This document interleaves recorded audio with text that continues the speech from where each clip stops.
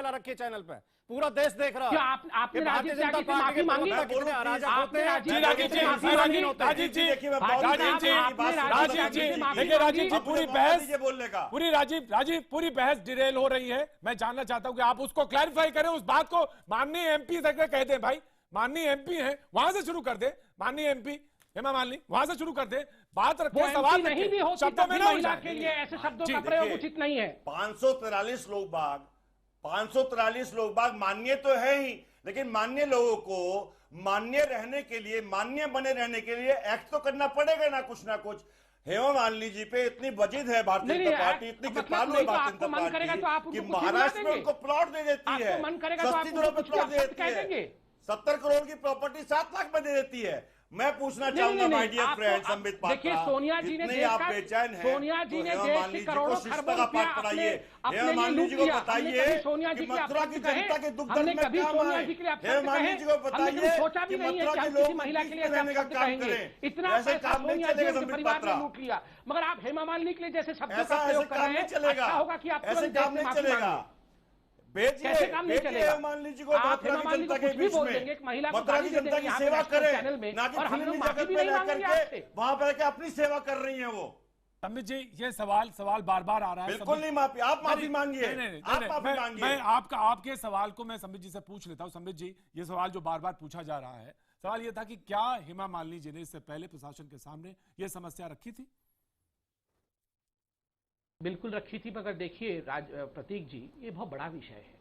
हेमा मालिनी जी वहां की सांसद है, आप सवाल पूछ सकते हैं, उनका अधिकार है, आपका भी अधिकार है, राजीव जी का भी अधिकार है, मगर यह कहना कि बसंती कहां है जब धन्नो की हाल खराब है, ये किस प्रकार का शब्दावली है? ये नेशनल स्पोक्स पर्सन है कांग्रेस के। हेमा मालिनी बसंती नहीं है, Hema Malini is Mrs Hema Malini. Respect, बिल्कुल इतना भी रेस्पेक्ट अगर नेशनल चैनल में हम एक महिला को नहीं दे सकते हैं तो प्रवक्ता बने रहने का हमारा अधिकार नहीं है, ये कहना चाहता हूं नंबर 1। दूसरा आपका उत्तर मैं दे देता हूं, क्योंकि मैं ये नहीं होना चाहिए कि मैं उत्तर से भाग रहा हूं। देखिए हेमा मालिनी जी ने ट्वीट किया कि मैं बहुत संवेदनशील हूं, मैं वहां आ रही हूं, अब थोड़ी देर में वो वहां पहुंच भी गई होंगी, रास्ते में ही होगी या पहुंच गई होंगी, आपने दिखाया अभी। Law and order situation Uttar Pradesh के सरकार का विषय है। हेमा मालिनी जी के ट्वीट के कारण 24 लोगों की मृत्यु नहीं हो गई, वहां कानून की व्यवस्था चरमरा गई। जी राजकुमार जी, ये सवाल प्रश्न ये नहीं है, प्रश्न ये है कि उन्हें जानकारी नहीं थी अपने संसदीय क्षेत्र की। नहीं वो शूटिंग के फोटो डाल रहे थे कि उन्होंने लिखित में दी है। 24 लोगों की मृत्यु नहीं हुई। आई होप राजनीतिक संरक्षण, राजनीतिक षड्यंत्र और वहां आपका लॉ एंड ऑर्डर फेलियर, ये आपकी रटी-रटाई भाषा है, आपको ये बात बोलने हर के कारण नहीं हुआ। मैं ये मान के चल रहा हूं संबित साहब ने सही जानकारी दी, और ये मैं मान के चल रहा हूं जब वो ये कह रहे हैं कि उन्होंने रखा, लिखित रूप से ये बात कही है, तो ये मैं मान के चल रहा हूं उन्होंने खुद अभी कहा। लेकिन Rajkumar ji law and order DM को कहा, खुद उन्होंने एएनआई में बाइट दिया है। जी लॉ एंड ऑर्डर की समस्या, लॉ एंड ऑर्डर की जो समस्या है वो राज्य का विषय है, और राज्य के विषय में जो बात है उसको आपको स्पष्टीकरण देना चाहिए। लास्ट मैं भाटी जी आपको देना चाहूंगा उत्तर प्रदेश का घटना घटी, बहुत दुखद घटना घटी, उस पर दुख है, लेकिन मथुरा में भी और उत्तर प्रदेश में भी इस समय कानून व्यवस्था पूरी तरह नियंत्रण में है। समय कर दीजिएगा, मथुरा की जनता पुलिस का धन्यवाद कर रही है, शहीदों के प्रति श्रद्धांजलि अर्पित कर रही है कि पुलिस ने अच्छी कार्रवाई की। जी राजीव जी लास्ट कमेंट। राजीव जी देखिए संबित पात्रा जी और भारतीय जनता पार्टी, राजीव जी देखिए आप एक अच्छे व्यक्ति हैं, माफी मांग लीजिए, आपने अच्छे शब्दों का प्रयोग नहीं किया हेमा मालिनी जी के लिए, और एक अच्छे व्यक्ति का ये फर्ज होता है कि महिला के प्रति सम्मान का भाव रखे, और अगर बुरे शब्दों का प्रयोग किया है तो उसे विड्रॉ कर ले, महिला को इससे आप छोटे नहीं हो जाएंगे। एमपी बनाने का काम किया, जो पहले भी एक बार एक्सीडेंट जब हुआ तो बच्चे को वही सड़क पे छोड़ के चली आई थी। ये हेमा मालिनी जी पे डिबेट नहीं हो रहा है राजीव त्यागी जी, आप समाजवादी पार्टी के साथ कोएलिशन और गठबंधन कर सकते हैं अमित, मगर आप कृपया करके 24 मैं रोकना चाहूंगा अमित बोलिए और माफी मांगिए। अमित बहुत दुर्भाग्यपूर्ण है उस शहर ने जो देखा, बहुत दुर्भाग्यपूर्ण है, मुझे बेहद दुख के साथ ये कहना पड़ रहा है। जो तस्वीर मथुरा में इस वक्त मौजूद है, अमित वहां पे मौजूद है। अमित लास्ट मिनट में आपसे जानना चाहता हूं, उसके बाद मैं वाइंड अप करना चाहूंगा ये पूरी डिबेट। जी अमित, वहां पे लोगों की प्रतिक्रिया। देखिए यहाँ पर लोग हैं हमारे साथ, हम इनसे जाते हैं। आप बताइए क्या पुलिस और प्रशासन का फेलियर था या नहीं? जी बिल्कुल था, तभी तो इतना बड़ा ये नाटक कांड हुआ है। ये युवा है प्रतीक यहाँ पर, आगे ये हादसा हुआ है, बहुत बड़ा फेलियर हुआ है ऐसा सिस्टम। और लोग भी हैं हमारे साथ, हम इनसे जानते हैं। आप बताइए कि किस तरीके से इस पूरे प्रकरण को आप देखते हैं? निश्चित तौर पर मथुरा के लिए ये बहुत बड़ी क्षति है, और मथुरा जनपद में जिस तरीके से हमारे जो मुकुल द्विवेदी जी इतने लोकप्रिय थे, मैं आपको बता दूं कि अधिकांश जो पुलिस अधिकारी होते हैं उसमें किंतु परंतु कहीं होता है, लेकिन आज पूरे जनपद ने जिसने जहां से खबर सुनी वो वहां से आया और पूरे जनपद ने आके उनको शोभनीय श्रद्धांजलि दी। तो साफ तौर पर एक होनहार अधिकारी को खोया, और जो यहाँ पर सरकार की नुमाइंदगी कर रहे थे उनको फिलहाल यहाँ के लोगों ने तो अभी सही नहीं माना है, पुलिस की गलती थी, यहाँ के लोग कह रहे हैं।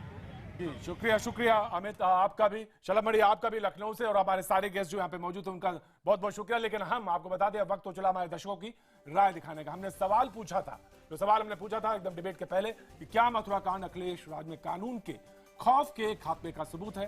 हजारों की संख्या में हमें जो मैसेज मिले उसमें 92% दर्शकों ने हाँ में जवाब दिया है, वहीं 8% दर्शकों ने नहीं में जवाब दिया है।